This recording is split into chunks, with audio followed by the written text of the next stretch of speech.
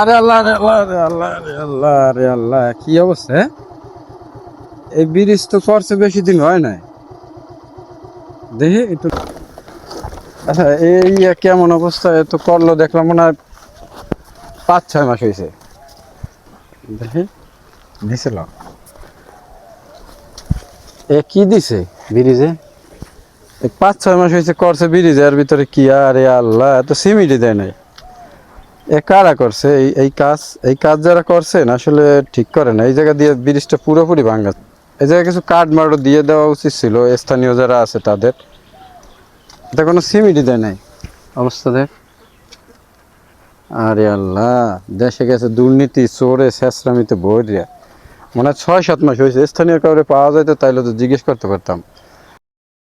6 থেকে 7 মাস হয়েছে এই ব্রিজটা কাজ করছে, এর ভিতরে এই অবস্থা ভাঙ্গে চুরে পড়ে গেছে। এখান থেকে একটা বাচ্চা কাচ্চা যাওয়া দিলে যদি পড়ে, তার ক্ষতিপূরণটা কে দেবে, দায়ভারটা?